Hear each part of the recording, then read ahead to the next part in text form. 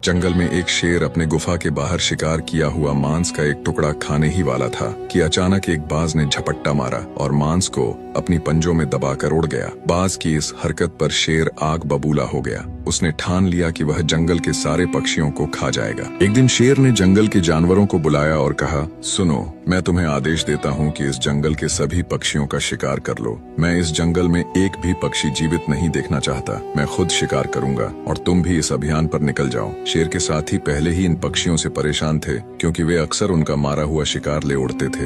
अब वे रात को जब पक्षी अपने घोंसलों में सो रहे होते तो उन्हें खा जाते। उल्लू ऐसा पक्षी है जो रात को नहीं सोता। उसने जब देखा कि रात में जंगल के जानवर पक्षियों को पकड़कर खत्म कर रहे हैं तो एक दिन उसने सभी पक्षियों को इकट्ठा किया और उनसे कहा, भाई, मैं रात भर जागता हूँ। कुछ दिनों से देख रहा हूँ कि जंगल के जानवर शेर के कहने पर तुम्हारा शिकार कर रहे हैं। जबकि बात तो इतनी छोटी सी थी कि एक बाज ने शेर से मांस का एक टुकड़ा ले लिया था, लेकिन वह तो पहाड़ पर रहता है और हम जंगल में। हमें मिलजुल कर रहना चाहिए। खैर, जब तक हालात सामान्य नहीं हो जाते मैं तुम्हारी मदद करूंगा।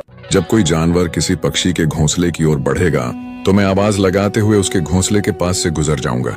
तुम लोग सतर्क रहना। उल्लू की मदद से पक्षी जंगल के जानवरों के हमलों से काफी हद तक सुरक्षित हो गए। एक चमगादड़ जो पक्षियों के शिकार होने से बहुत परेशान थी, एक दिन शेर के दरबार में गई और कहा, साहब, मेरा पक्षियों से कोई वास्ता नहीं है। मैं भी आपके साथ पक्षियों का शिकार करूंगी। शेर ने यह सुना और उसे अपने शिकारी जानवरों में शामिल कर लिया। इस तरह वह भी पक्षियों के शिकार में शामिल हो गई। एक दिन सुबह सुबह जब जानवर रात को पक्षियों का शिकार करके थके हुए सो रहे थे, जंगल के सभी पक्षियों ने अपनी अपनी चोंच और पंजों में अपनी ताकत के अनुसार कंकड़ और पत्थर दबाए और सोए हुए जानवरों पर गिरा दिए। सभी जानवर इधर उधर भागने लगे। पक्षियों ने अपनी चोंच और पंजों से उन्हें और घायल किया। जानवर और तेजी से भागने लगे। चमगादड़ ने यह देखा और समझ गई कि जानवर हार मानकर भाग गए हैं। वह तुरंत बाज के पास गई और कहा, तुम जानते ही हो कि मैं भी पक्षियों की जाति से हूँ, इसलिए मुझे अपने समूह में शामिल कर लो ताकि मैं इन जुल्मी जानवरों के खिलाफ तुम्हारा साथ दे सकूं। बाज ने इसे अपने ग्रोह में शामिल कर लिया। यह भी कंकड़ उठाकर जानवरों पर फेंकने लगी।